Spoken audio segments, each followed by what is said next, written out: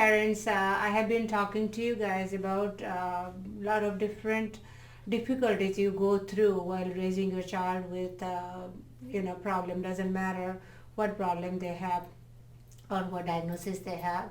Mostly, what I notice, it's a big factor about children learning the toileting skills. When a child is little, we know when the age of 2, 3, they are supposed to be toilet potty trained, and so that they can use the toilet, and you can get them off of the diaper.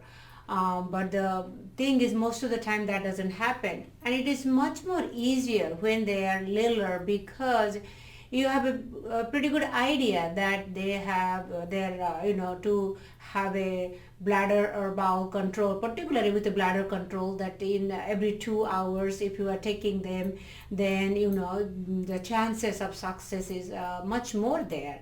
And but mostly what I have come across in all these years, when I was actually working in India for Spastic Society of India, children with a lot of physical limitations, and all kind of diagnosis, they had this problem of toileting. So how the system it worked, like conditioning. If we have basically they followed the routine, having a calendar, and then in a specific interval taking the child to put them in the potty seat. So conditioning to make them understand, to be able to have the evacuating their bladder, emptying their bladder. So, and also have, usually children, they will have a routine that when they are going to have a bowel movement too. If they are having a routine of eating, what time they're eating, what time they're going to sleep, so they will have a routine what time, and you can establish that routine.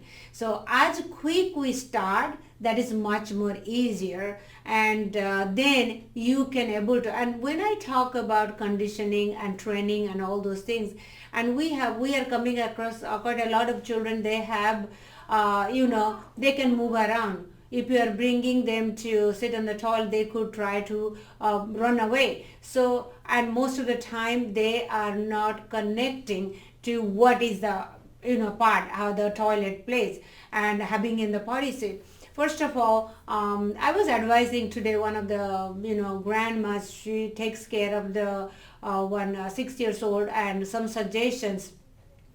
First of all, the child needs to connect to understand why the toilet is used for the purpose. First of all, you need to, whenever you are seeing the child is having just peeing, then you need to mention what is going on.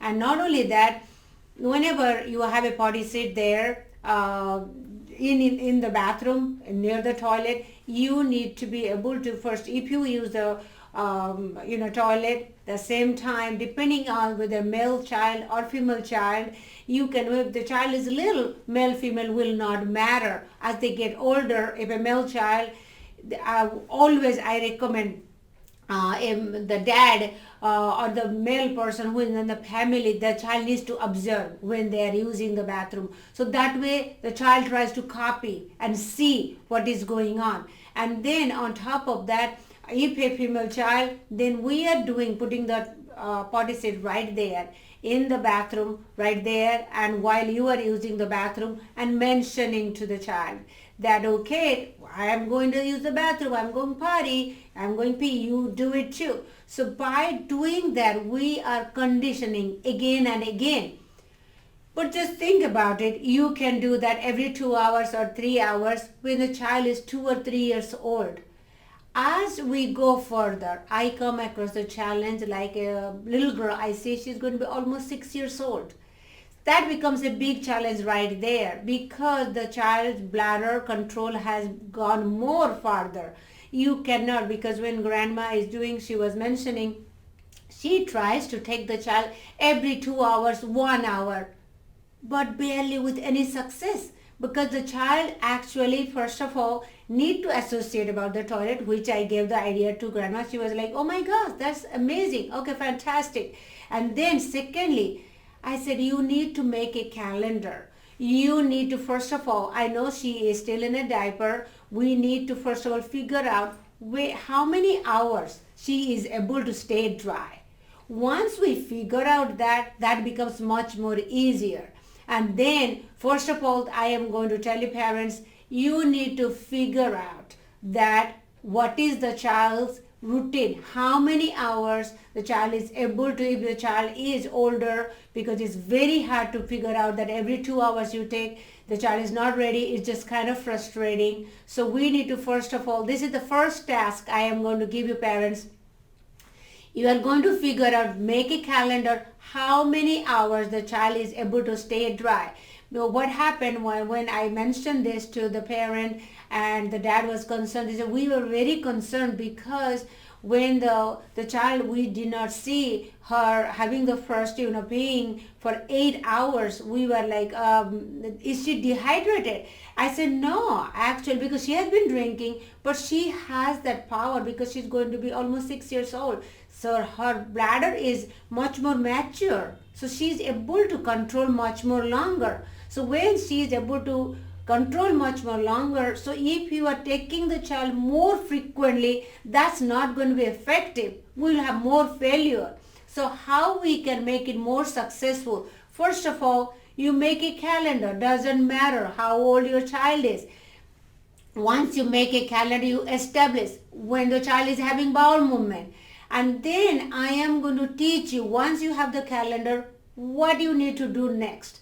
How we talk to our child, what we do has a big role in how we are going to be successful in toileting. Doesn't matter, but the first thing is we get so focused in so many things that we forget that toileting, that's the first thing we need to be able to train. Because I mentioned to you guys about in my past video how you can make eye contact and how you can improve the child's response.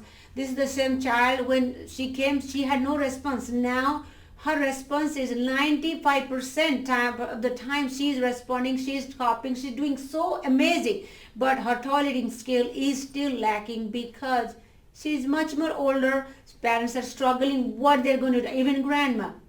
So I am going to go over in the next video what do we need to do after you make a calendar. It takes few times, but you keep track, so that will give you an idea depending how much liquid. Keep track how much liquid your child is consuming because you want to be successful. So this is something we have to do it first. Doesn't matter whoever the person is, because when I am conveying this message to you parents, you have to convey this to the other care provider, which was missing. Today I find out the grandma did not know. So that creates a big problem, because when I'm asking question, I just want to be successful. We all have to be involved. If we are already, our child is having problem and confused, and if we are not keeping consistency, then we cannot be successful. So first you create the calendar, figure out when consuming, what are the hours. Then I am going to, next suggestion I am going to do, what we are going to do so that to be successful. And I will see you next time. Bye now.